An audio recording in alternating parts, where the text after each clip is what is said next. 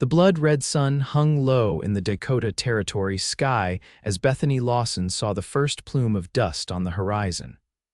Heart hammering against her ribs, she knew what it meant. Riders were coming, and they weren't friendly. Summer of 1878 had been peaceful until this moment, but the West had taught her that peace was always temporary. "Faster," she urged her oxen, slapping the reins against their backs. The heavy wagon creaked in protest, its wheels catching on the uneven terrain of the plains.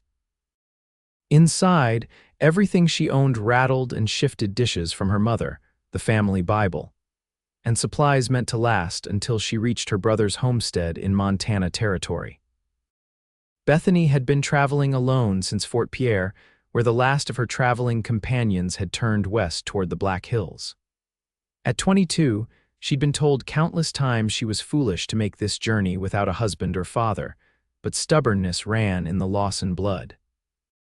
The riders were gaining ground, 5 of them, maybe 6, their forms becoming distinct against the dimming light. Bethany's hands trembled as she reached for her father's old Colt revolver tucked beneath the wagon seat. 6 bullets, not enough if these men had the intentions she feared. The first shot cracked through the air before she could even level her weapon. It splintered the wooden frame near her head, sending fragments flying across her cheek. The oxen bellowed in panic, veering sharply to the left and nearly tipping the wagon. Bethany screamed, dropping the reins as she clutched the seat to keep from being thrown. "Stop the wagon, lady," a rough voice called out. "We just want what you're carrying." "I have nothing of value," she shouted back, knowing they wouldn't believe her or worse, wouldn't care. The second shot hit one of her oxen. The poor beast crashed to its knees with an agonized bellow, dragging its partner down with it. The wagon lurched to a violent halt, throwing Bethany forward. Her head struck the edge of the footboard and stars exploded behind her eyes. By the time her vision cleared, the riders had surrounded her wagon. Rough hands dragged her to the ground. She fought back, kicking and clawing until a bearded man struck her across the face. The impact sent her sprawling into the dirt. "Search it," the bearded man ordered. "Anything worth taking, take it, then burn the rest." "No," Bethany struggled to her feet, only to be shoved back down. "Please, everything I own is in that wagon." Her pleas fell on deaf ears as the bandits ransacked her possessions. They tossed out clothing, ripped open bags of flour and sugar, and smashed her mother's china. One man found the small pouch of coins she'd hidden in a false bottom of her tea canister, her entire savings for starting a new life. "Look what we got here, boys," he jingled the pouch. "The lady was holding out on us," the bearded leader laughed, then turned to Bethany with a menacing smile. "Now what should we do with you?" Terror seized her heart as the men advanced. But before they could reach her, a new sound cut through the dusk, thundering hooves approaching fast from the east. The raiders turned, hands dropping to their weapons. A lone rider appeared, silhouetted against the fading light, pushing his horse at a breakneck pace directly toward them. "Who the hell is that?" one of the bandits muttered. The stranger didn't slow as he approached. Instead, he raised a Winchester rifle and fired 3 rapid shots. One of the raiders cried out and fell, clutching his shoulder. The others scattered for cover, returning fire. The lone rider swerved around the wagon, leaping from his horse in a fluid motion that spoke of years in the saddle. He took cover behind a boulder, continuing to exchange shots with the bandits. Bethany crawled beneath her wagon, watching in terrified awe as the stranger held off 5 men with nothing but his rifle and what looked like sheer determination. His shooting was precise, methodical. He wasn't trying to kill, just driving them back. One of the bandits grabbed a torch from their supplies and, with a vicious laugh, tossed it onto Bethany's wagon. The dry canvas covering caught immediately, flames leaping skyward. "No," Bethany screamed, scrambling out from her hiding place. The stranger must have seen her movement because he called out, "Stay down, madam." But everything she owned was in that wagon. The heat intensified as the fire spread, consuming the wooden frame and everything inside. The oxen, still hitched to the burning vehicle, bellowed in panic, one injured and neither able to escape the flames. Through her tears, Bethany saw the stranger make a decision. With the bandits temporarily driven back, he suddenly broke from his cover and ran straight toward the burning wagon straight toward her. The raiders saw their chance and opened fire. Bullets kicked up dirt around his boots, but he didn't slow. He reached Bethany and dropped to one knee beside her. "Are you hurt?" His voice was deep but gentle, his blue eyes intense beneath the brim of his dusty hat. "My wagon," she sobbed. "Everything I own. We need to move, now." He glanced at the approaching raiders, then back at the burning wagon. "Is there anything irreplaceable inside that we can still reach?" Bethany thought of her mother's Bible, the family photographs, the letters from her brother. Yes, but without hesitation, the stranger stood and rushed toward the burning wagon. The flames had consumed most of the canvas top and were working their way down the sides, but the rear hadn't yet caught fire. He vaulted onto the back, disappearing into the smoke and flames. Bethany watched in horror as the fire grew more intense. The bandits, seeing their prey distracted, began to approach again, weapons raised. She grabbed the fallen Colt revolver and fired 2 shots in their direction, forcing them to take cover again. Moments later, the stranger emerged from the inferno, his coat smoking and a wooden chest clutched against his chest.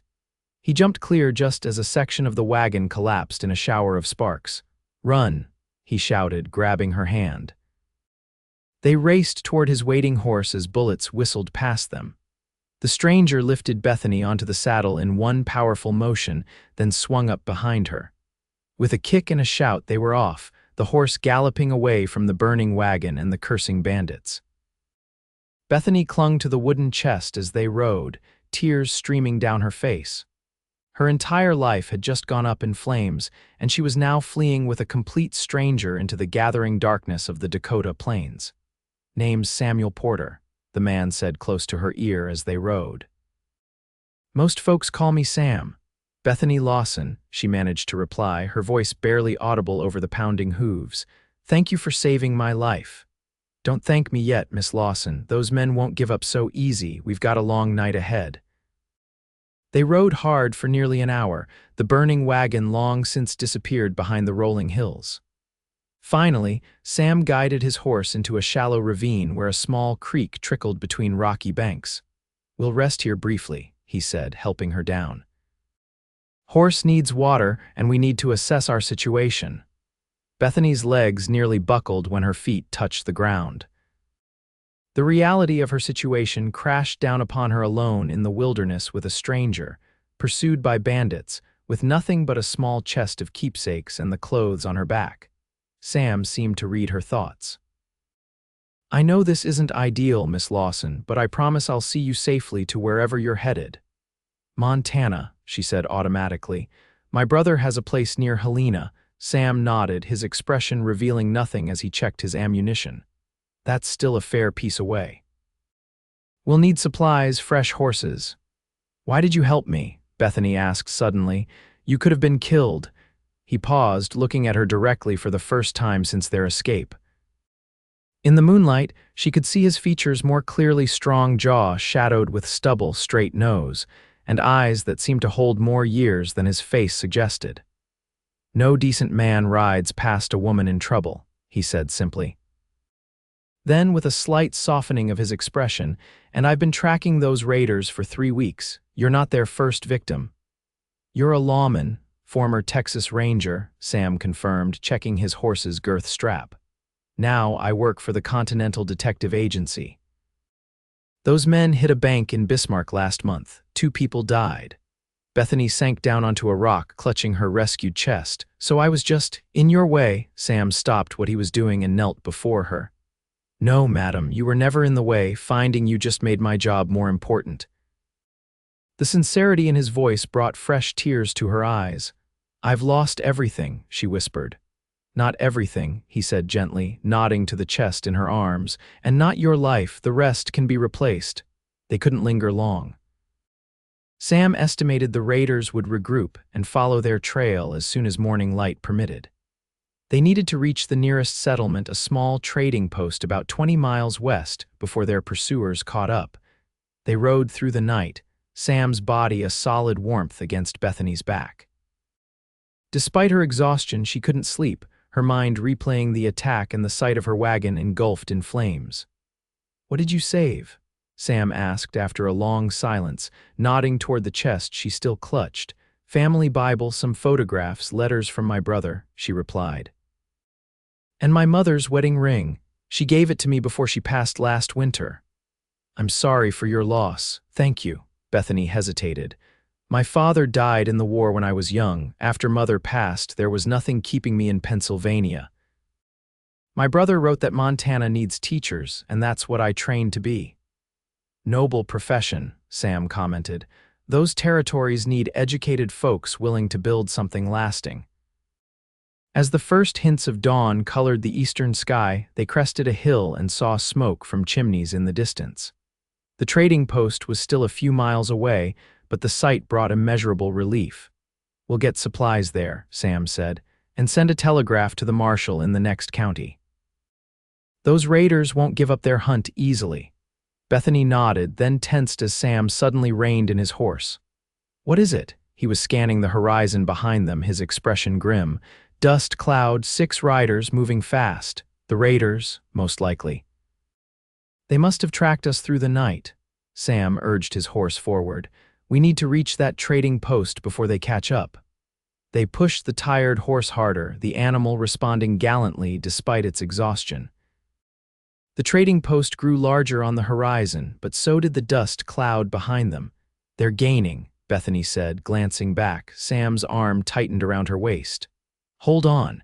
He guided his horse off the main trail, cutting across open country toward the trading post. The rougher terrain slowed them, but it also made tracking more difficult. Still, Bethany could see the raiders had split up, trying to cut off their escape routes. They were still half a mile from the trading post when the first shots rang out. Bullets whizzed overhead as Sam swerved the horse behind an outcropping of rocks. "Run for the trading post," he ordered, helping her dismount. "I'll hold them off." "I won't leave you," Bethany protested. "This isn't a debate, Miss Lawson." His blue eyes blazed with intensity. "That chest holds your life. Get it to safety. I'll be right behind you." Before she could argue further, he slapped his horse's flank, sending it galloping in the opposite direction as a distraction. Then he positioned himself behind the rocks, rifle ready. "Go," he shouted. Heart pounding, Bethany ran. The wooden chest bumped against her side as she sprinted across the open ground toward the cluster of buildings. Behind her, rifle fire erupted as Sam engaged the raiders. She was halfway to the trading post when a lone rider broke from the group and charged toward her. Bethany pushed herself harder, her lungs burning, but the rider was gaining quickly. Just as she thought she would be overtaken, multiple shots rang out from the direction of the trading post. The pursuing raider veered away, unwilling to ride into a crossfire. Bethany staggered the last 100 yards to the trading post, where several armed men had taken positions behind barrels and wagons. Hands reached out to pull her to safety as she collapsed, gasping for breath. "Raiders," she managed to say between gulps of air. "A man, Sam Porter. He's holding them off." "Got about 5 bandits out there from what we can see," said a grizzled man who appeared to be the proprietor. "Your friends behind that outcropping, pinned down pretty good." Bethany peered around the corner of the building. She could see Sam's position and the raiders slowly closing in on him. He was outnumbered and running out of cover. "We have to help him," she pleaded. The proprietor nodded grimly. "Been expecting trouble. Those raiders hit a homestead 20 miles east last week." He turned to the men around him. "Johnson, take 2 men around the south side. We'll provide covering fire from here." Bethany watched anxiously as the trading post defenders executed their plan. The covering fire forced the raiders to split their attention, allowing Sam to make a break for the settlement. He ran in a zigzag pattern, bullets kicking up dirt around his feet. He was almost to safety when he stumbled, a red stain blossoming on his left sleeve. Bethany gasped, but Sam regained his footing and continued running. The defenders intensified their fire, and finally, the raiders retreated, unwilling to attack a well-defended position with their diminished numbers. Sam staggered the last few steps to the trading post and was immediately pulled to safety. Bethany rushed to his side. "You're hurt," she said, examining his arm. "Just a graze," he replied, though his face was pale beneath his tan. "Nothing serious." The proprietor's wife, a capable-looking woman named Martha, insisted on treating the wound properly. As she cleaned and bandaged Sam's arm, Bethany remained by his side, still clutching her wooden chest. "You saved my life," she said softly. Sam's eyes met hers. "And you saved mine by making it to the trading post. I'd say we're even." The raiders withdrew completely when the proprietor sent a rider to the nearest military outpost for assistance. By nightfall, it was clear they wouldn't be returning, at least not immediately. Bethany was given a small room behind the trading post's main building. Martha provided her with a nightgown and some basic toiletries, for which Bethany was immensely grateful. That night, alone in the narrow bed, she finally opened the wooden chest Sam had rescued from the burning wagon.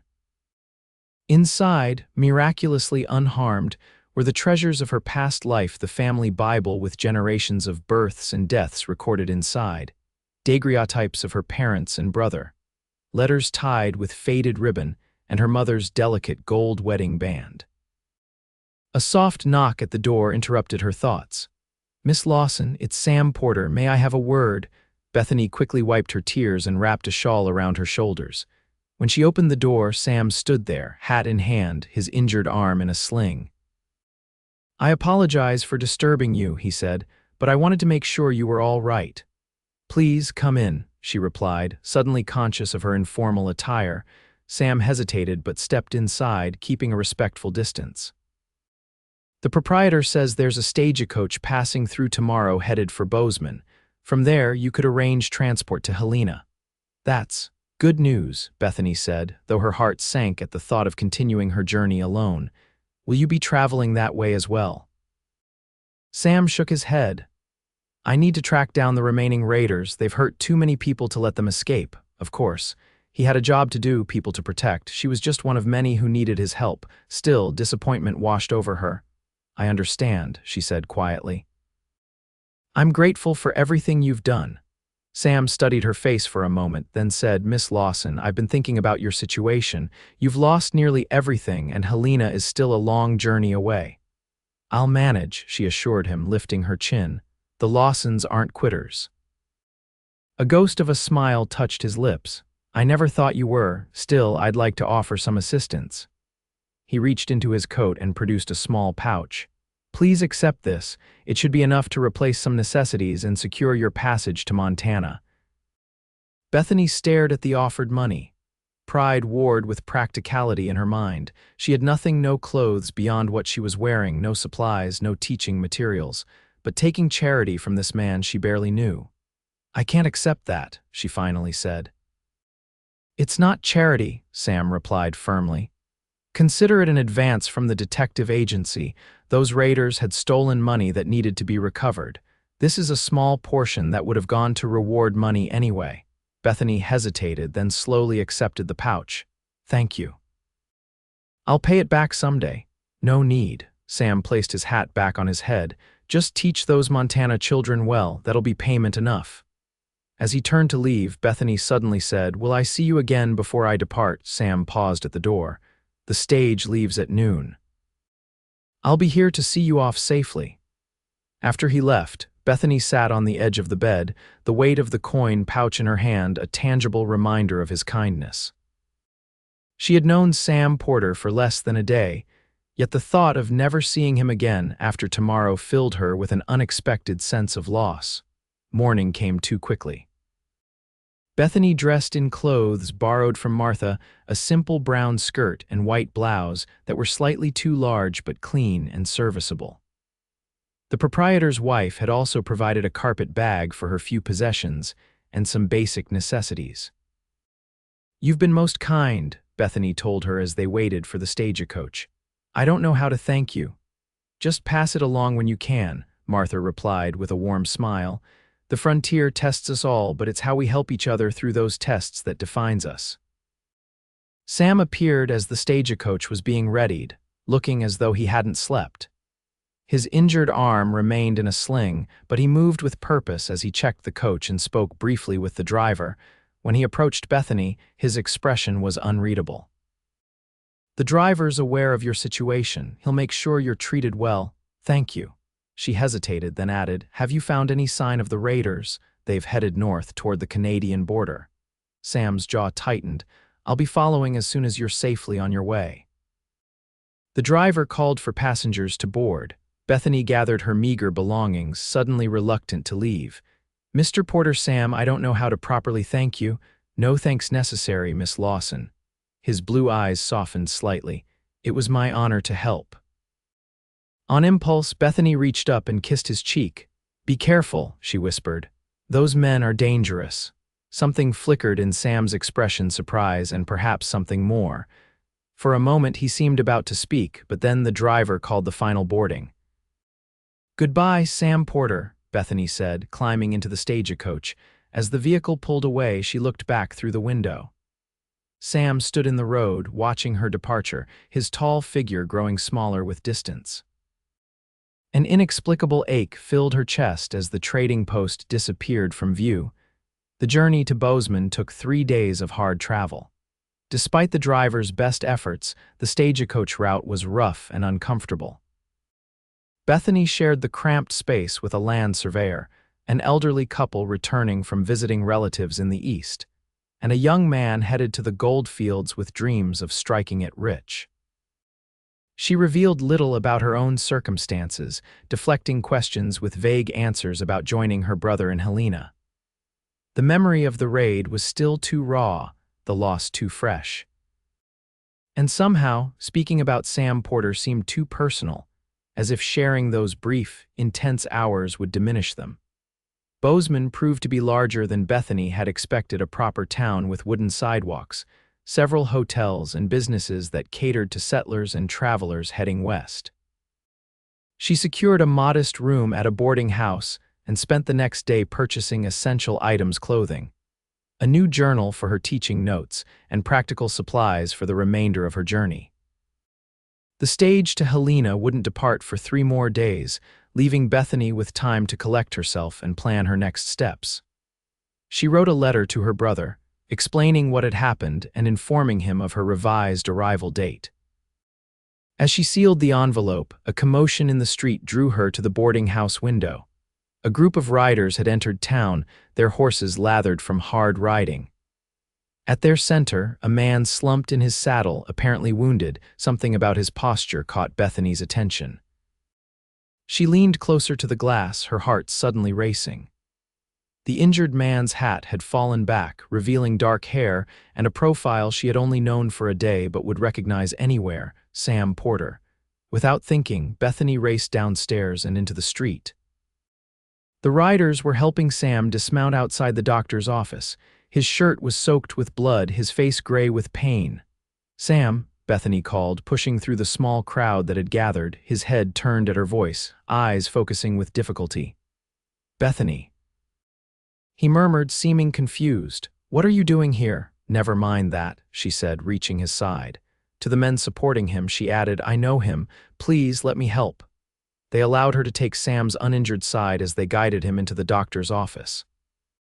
The local physician, a bespectacled man named Dr. Harrison, quickly assessed the situation. Gunshot wound to the right shoulder, he announced. Looks like the bullet's still in there. Get him on the table. Sam groaned as they laid him down. His eyes found Bethany's, clearer now despite the pain. You shouldn't see this, he managed to say. I'm not leaving, she replied firmly, taking his hand. You didn't leave me when I needed help. Dr. Harrison worked efficiently, cutting away Sam's bloodied shirt to reveal the wound, an ugly, ragged hole just below his collarbone. Madam, if you're staying, make yourself useful. There's a basin and cloths on that shelf. I need hot water from the stove. Bethany followed his instructions, helping prepare for the grim task of extracting the bullet. One of the men who had brought Sam in explained what had happened. Porter tracked those raiders all the way to the Milk River. Caught up with them yesterday morning. There was a shootout, he got 2 of them, but they winged him before they escaped. Stubborn fool refused to stop until he nearly passed out from blood loss. Found him about 10 miles north of here, still in the saddle. The doctor administered laudanum for the pain, but Sam remained semi-conscious during the procedure, his hand gripping Bethany's with bone-crushing force as Dr. Harrison probed for the bullet. She spoke to him continuously, her voice low and steady, telling him about Bozeman, her plans for teaching, anything to distract him from the pain. Finally, the doctor extracted the misshapen piece of lead with a triumphant "got it." He dropped the bloody bullet into a metal pan with a clink that seemed obscenely loud in the tense room. "He's lucky," Dr. Harrison said as he cleaned and stitched the wound. "Another inch to the left, and we'd be digging a grave instead of digging out a bullet." By the time Sam was bandaged and moved to a recovery room behind the doctor's office, night had fallen. The men who had brought him in departed after ensuring he was in good hands, promising to return in the morning. Bethany remained, sitting beside Sam's bed as he drifted between consciousness and laudanum-induced sleep. Dr. Harrison brought her a cup of coffee and a sandwich. "You should get some rest yourself, Miss Lawson," he advised. "He'll likely sleep through the night now." "I'll stay a little longer," she replied, her eyes never leaving Sam's face. Once they were alone, Bethany studied the man who had risked his life twice now, once for her and once for justice. In repose, his features seemed younger, the habitual vigilance erased by sleep and medicine. A faint scar bisected one eyebrow, and another marked his jaw beneath the stubble. His hands, now relaxed against the sheets, bore the calluses of someone accustomed to hard work. What kind of man was Samuel Porter, really? She knew so little about him, former Texas Ranger, now a detective, a man who rode toward danger instead of away from it. A man who had plunged into a burning wagon to save a stranger's treasured possessions. As if sensing her scrutiny, Sam's eyes fluttered open. For a moment he seemed disoriented, then his gaze focused on her face. "You're really here," he murmured. "I thought I dreamed you." "I'm really here," Bethany confirmed, leaning forward to adjust his blanket, "though I could say the same about you. I hardly expected to look out my window and see you being carried into town." A ghost of his usual composure returned. "Not my finest entrance. Did you catch them? The raiders," Sam's expression darkened. "Two of them. The leader Beckett and two others escaped across the Milk River. They're likely in Canada by now." "You did what you could," Bethany said gently, "more than most would have attempted. It wasn't enough." Frustration colored his voice. "Beckett's been terrorizing settlers from the Dakotas to Montana for months. He won't stop, and neither will you, I imagine." Bethany smiled faintly.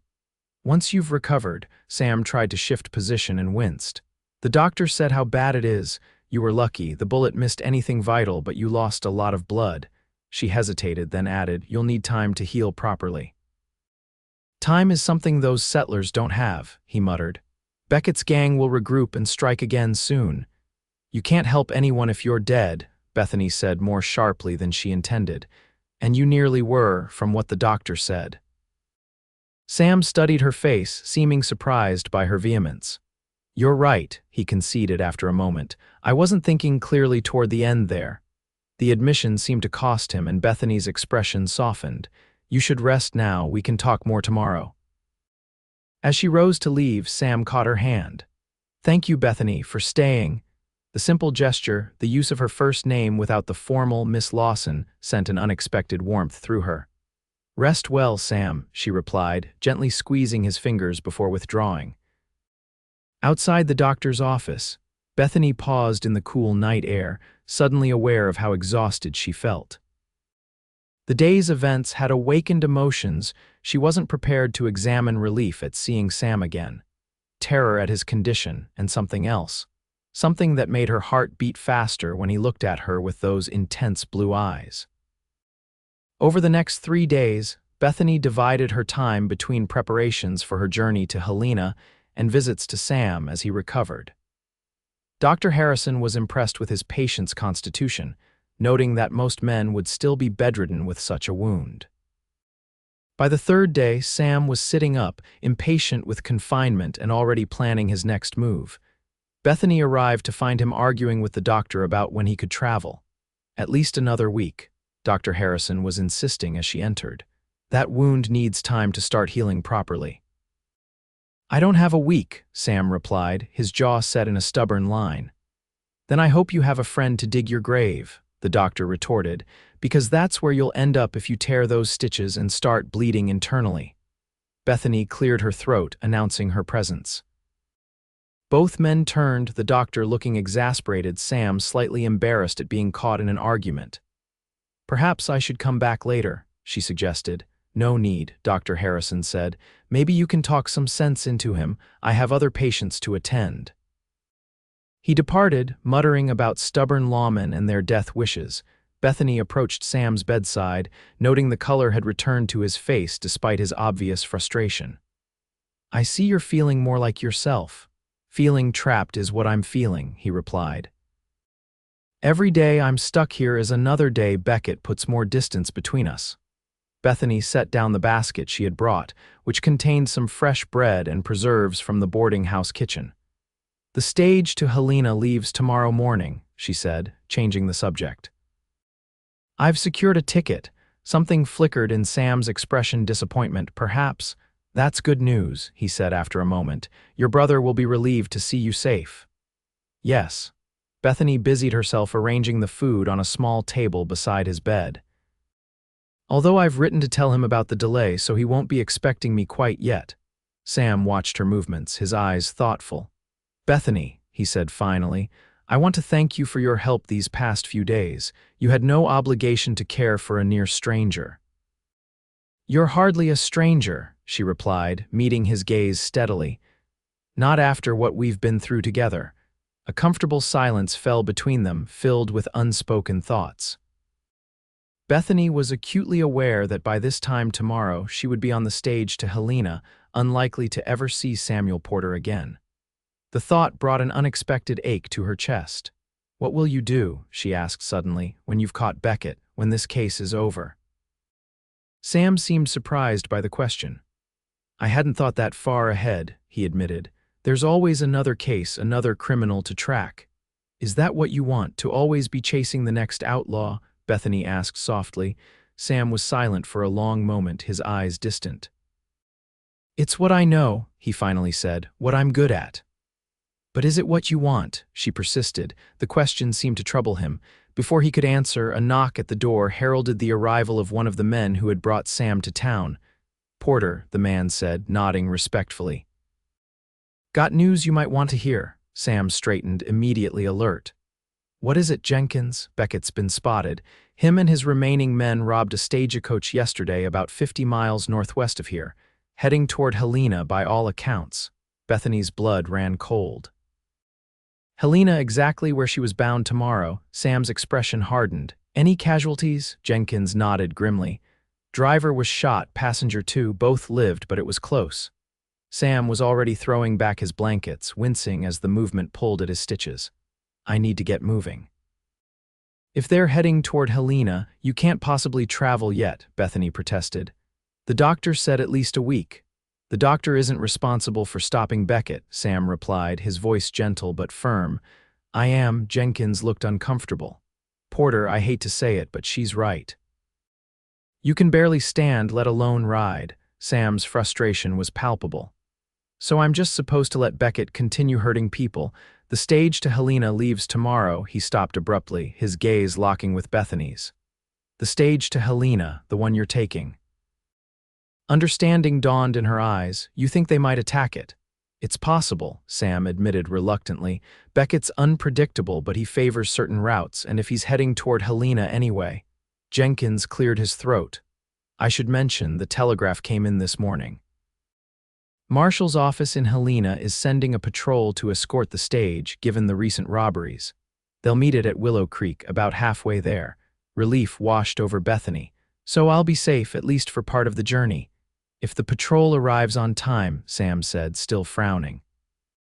And if Beckett doesn't attack before Willow Creek? An idea began to form in Bethany's mind, one that seemed both reckless and perfectly logical. Sam, she said slowly, what if you came with me on the stage? Both men looked at her in surprise. Think about it, she continued. You need to get to Helena to continue tracking Beckett. You can't ride in your condition.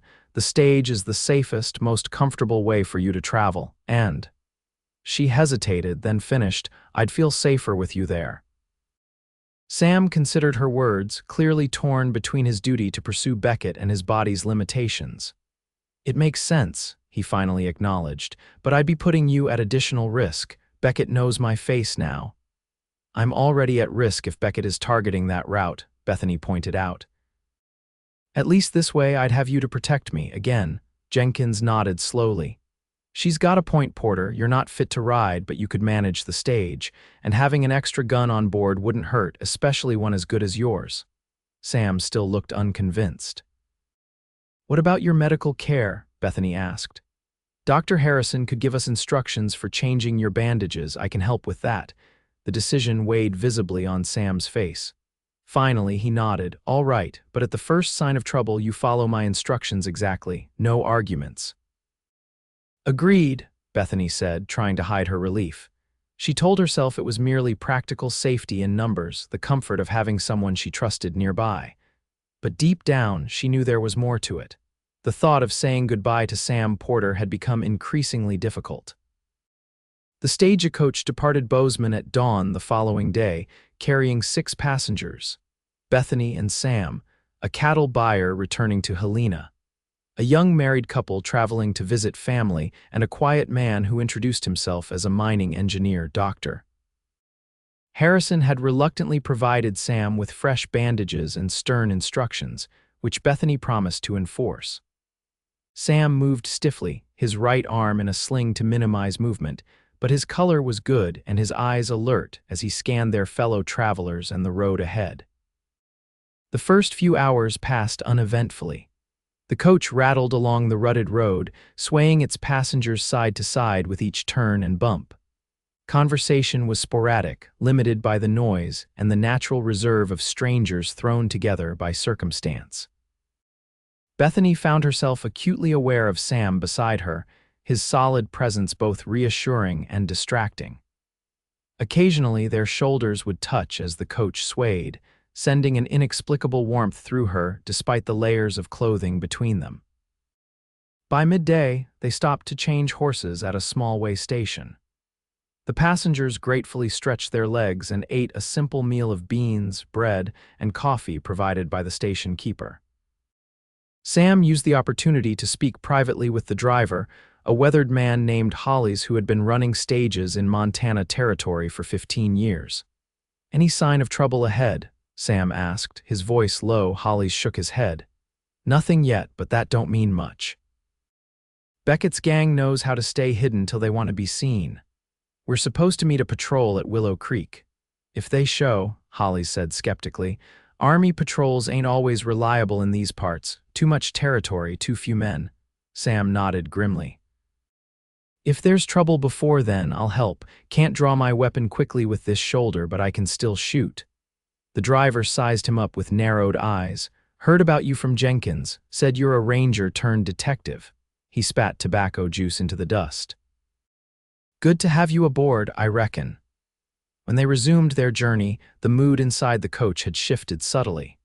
The initial polite conversation gave way to watchful silence as the road narrowed and began to wind through more rugged terrain. Sam positioned himself by the window, his good hand resting near his holstered revolver.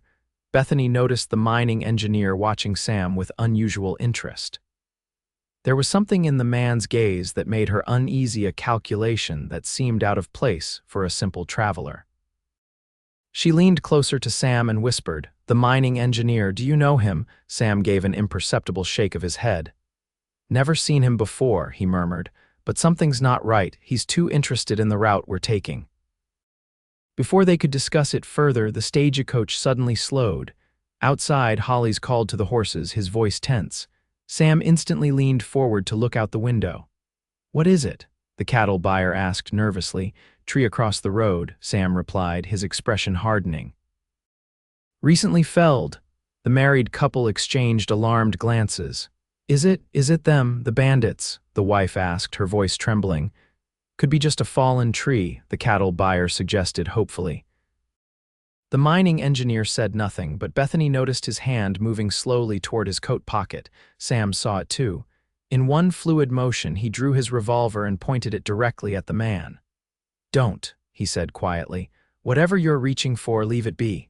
The other passengers gasped. The engineer froze, his eyes suddenly cold and calculating. "Sam," Bethany questioned, her heart pounding. "He's not a mining engineer," Sam said, never taking his eyes off the man. "Are you?" A slow smile spread across the man's face. "Clever," he acknowledged. "When did you figure it out?" "You've been watching the road, not the scenery. And your hands, those aren't engineers' hands, they're a gunman's." Outside, the coach had come to a complete stop. Holly's voice called down, "Roadblock, might be trouble." The false engineer's smile widened. "Might be," he agreed softly. Everything happened at once. The man lunged for his hidden weapon, the married couple screamed, and Sam fired. The bullet struck the imposter's shoulder, spinning him against the coach wall with a cry of pain. At the same moment, gunfire erupted outside. The coach rocked as Holly's desperately tried to turn the team around. "Everyone down," Sam shouted, kicking the wounded imposter's gun away. "Bethany, help me secure him." Bethany grabbed the man's neckerchief and, with Sam's guidance, quickly bound his hands. The cattle buyer, showing unexpected courage, helped hold him down. More shots rang out and a bullet splintered the coach window. Glass showered over them as they crouched on the floor. The young wife was sobbing, her husband trying desperately to shield her. "We're surrounded." Holly's shouted from above. 5, maybe 6 of them." Sam's expression was grim as he checked his ammunition. The wound in his shoulder had begun to bleed again, staining his bandage. "Stay down," he ordered the passengers. "Bethany, can you shoot?" She nodded, remembering her father's lessons years ago. "Reasonably well." Sam handed her his spare revolver. "Only if absolutely necessary," he cautioned. "Porter," a voice called from outside. "Samuel Porter, I know you're in there." Sam's jaw tightened. "Beckett," he muttered. "Send him out," the captured man growled through clenched teeth, blood seeping from his shoulder wound, "and the rest of you might live." "Quiet," the cattle buyer snapped, pressing a handkerchief against the man's wound with unnecessary force. Sam moved to the shattered window, careful to stay out of direct sight. "Beckett," he called back, "let these people go, it's me you want." A harsh laugh answered him. "Now why would I do that, Porter? You've cost me 2 good men already." "There's a patrol coming," Sam replied. "You won't get far, we'll take our chances." Beckett's voice hardened. "Here's the deal, you come out now, we take you and the stage continues. Otherwise, we burn it with everyone inside." The passengers' faces paled at the threat. Bethany felt ice in her veins, remembering the flames consuming her wagon, the heat and terror of that night. "Don't do it," she whispered to Sam. "He'll kill you." Sam's blue eyes met hers, filled with a determination that brooked no argument. "He'll kill all of us if I don't." To Beckett he called, "I'm coming out. No one else gets hurt." "Sam, no." Bethany grabbed his arm, heedless of his injury. "There has to be another way." "There isn't," he said quietly, "not with his men surrounding us and a wounded man inside." He gently removed her hand from his arm. "I've faced worse odds." Before she could protest further, Sam turned to the cattle buyer. "There's a cavalry patrol due at Willow Creek. If you get past this, ride hard and don't stop until you reach them." The man nodded solemnly. "God be with you, Porter." Sam looked at Bethany one last time, something unspoken in his eyes. Then he opened the coach door and stepped outside, his hands raised through the shattered window. Bethany watched as Beckett emerged from behind a boulder, a tall, lean man with a ragged beard and cold eyes. 4 other bandits flanked him, all with weapons trained on Sam. "Porter," Beckett said, his voice carrying clearly in the tense silence. "Been looking forward to this meeting." "Can't say the feeling's mutual," Sam replied evenly. Beckett noticed Sam's bandaged shoulder and laughed. "Already wounded, I see. My boys did better than they thought." "Your boys are either dead or in custody," Sam said. "Soon you will be too." The outlaw's face darkened with anger. "Big words for a man about to die." He gestured to his men. "Tie him up. We'll take him somewhere more private for a proper goodbye." As 2 men approached Sam with ropes, Bethany made a decision. She had lost everything once before: her home, her possessions, nearly her life. She would not lose Sam Porter too. With trembling hands, she checked the revolver he had given her, 6 bullets. Just like that night with her wagon, the cattle buyer seemed to sense her intentions. "Miss, whatever you're thinking, don't," he whispered urgently. "You'll only get yourself killed." "I can't let them take him," she replied, her voice steady despite her fear. To the married couple, she said, "When I move, be ready to run for cover in the trees." Outside, one of the bandits had pulled Sam's arms behind his back, causing him to grimace in pain as the movement tore at his wounded shoulder.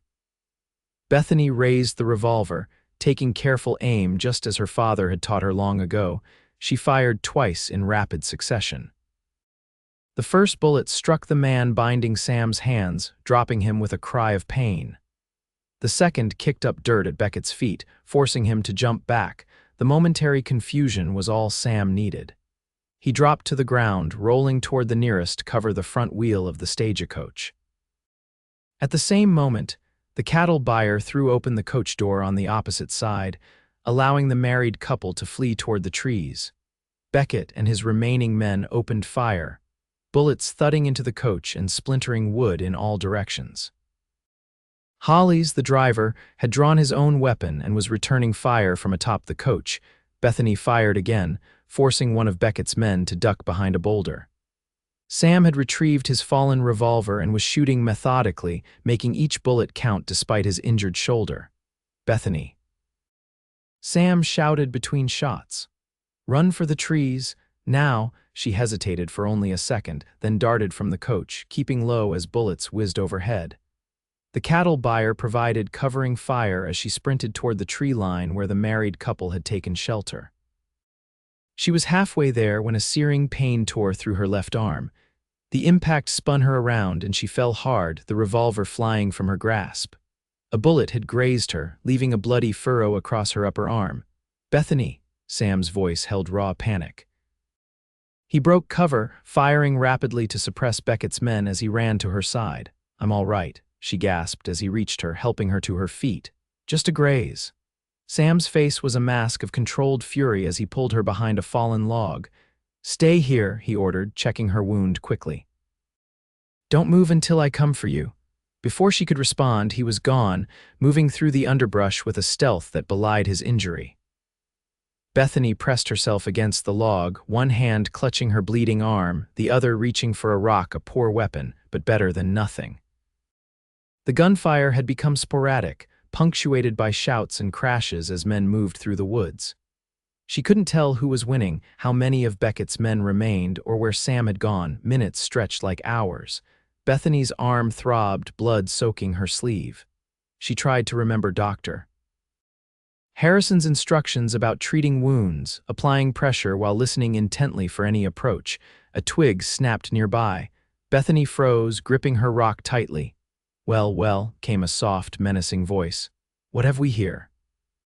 Beckett stood a few yards away, his revolver pointed directly at her. Blood streaked one side of his face from a scalp wound, and his eyes burned with malice. "Your boyfriend's putting up quite a fight," he said, moving closer. "Killed 2 more of my men. But he'll give up quick enough when he sees I've got you." Bethany's mouth went dry with fear, but she refused to cower. "He'll kill you," she said with more confidence than she felt. "Just like he killed your other men," Beckett laughed. Brave words from a bleeding woman. He gestured with his gun. "On your feet, you're my ticket out of here." Slowly, Bethany stood, the rock still hidden in her hand if she could get close enough. "That's right," Beckett encouraged. "Nice and easy, no sudden." The crack of a rifle shot cut him off. Beckett staggered, a look of surprise on his face as blood blossomed on his chest. He fired wildly as he fell, his bullet splintering bark inches from Bethany's head. Then Sam was there, emerging from the trees with a smoking rifle. "Bethany," he called, rushing to her side. She collapsed against him, relief making her knees weak. "You're alive," she whispered. "So are you," he replied, his arms tight around her. "Thank God." The sound of approaching horses interrupted their reunion. Sam tensed, pushing Bethany behind him as he raised his rifle. "Cavalry patrol." A voice called out.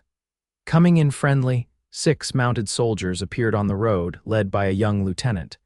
They surveyed the scene with professional efficiency: the damaged stagecoach, the bodies of Beckett and his men, the shaken but alive passengers emerging from their hiding places. "Perfect timing," Sam muttered sardonically. The lieutenant dismounted and approached them. "What happened here?"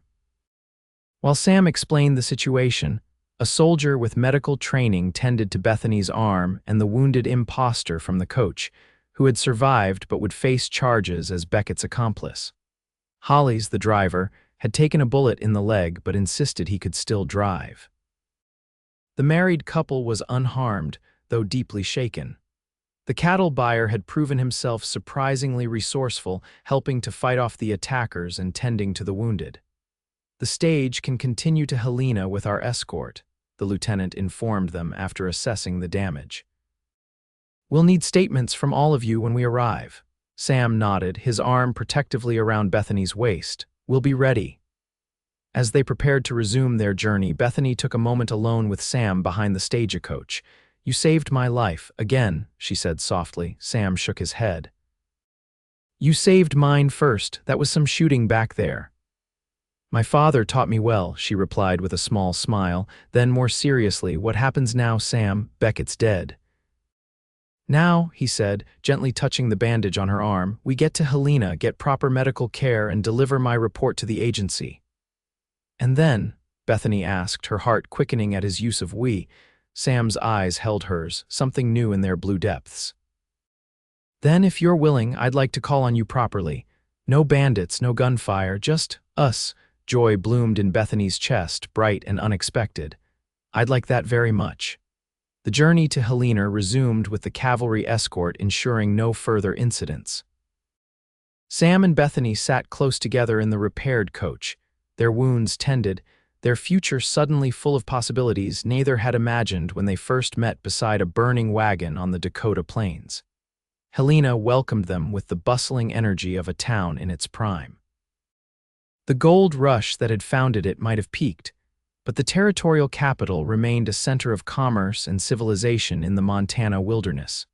Bethany's brother, Robert Lawson, was waiting at the stage office, having received her letter about the delay but not about the attack. His face paled as he saw her bandaged arm and Sam's more serious injury. "Bethany, my God, what happened?" he demanded, embracing her carefully. "It's a long story," she replied, leaning into her brother's familiar strength. "Robert, this is Samuel Porter. He's the reason I'm alive to tell it." The two men sized each other up before shaking hands, Sam wincing slightly as the movement pulled at his shoulder. "Then I owe you more than I can repay," Robert said solemnly. "Both of you need a doctor and rest. My home is yours, Mr. Porter, for as long as you need."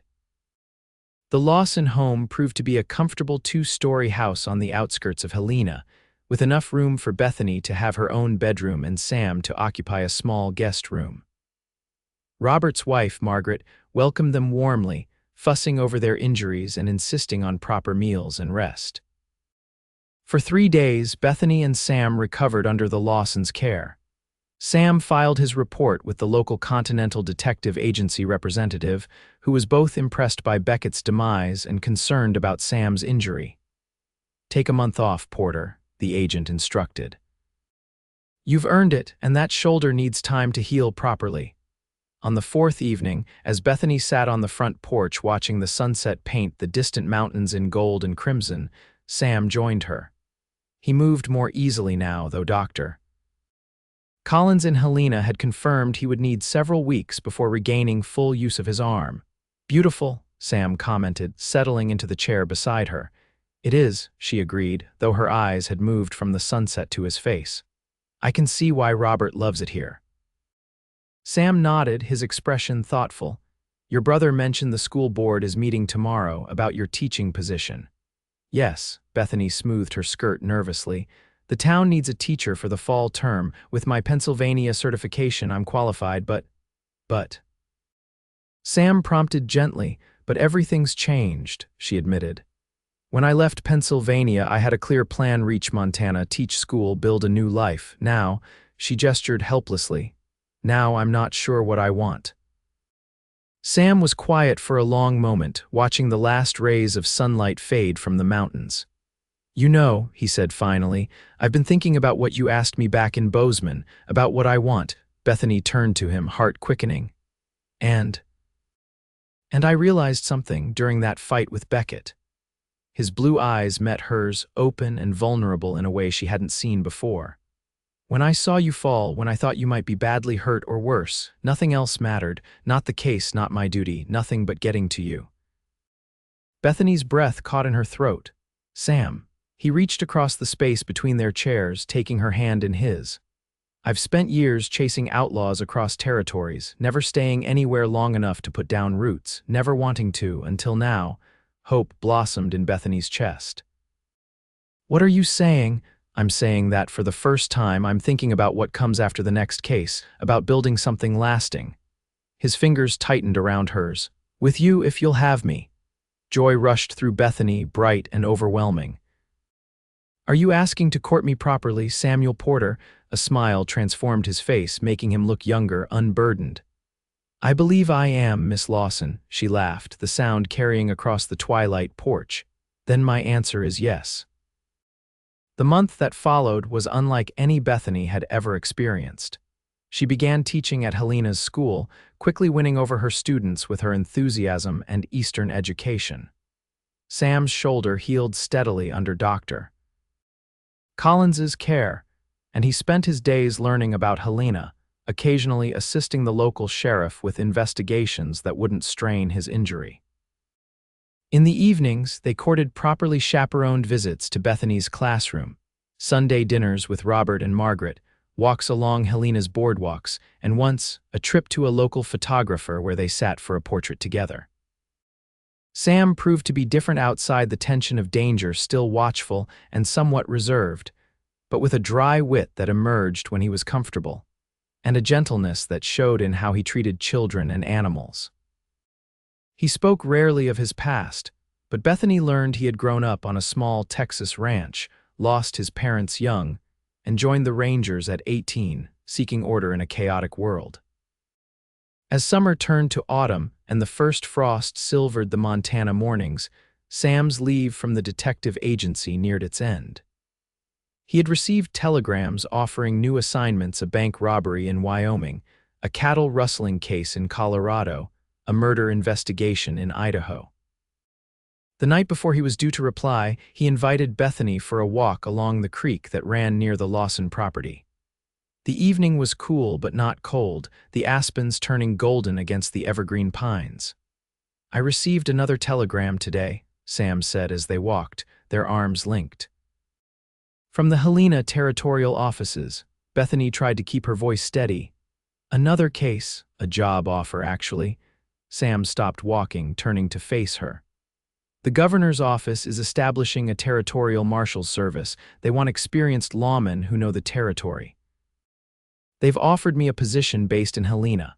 Hope surged in Bethany's heart. "Here, permanently?" Sam nodded, his eyes never leaving hers.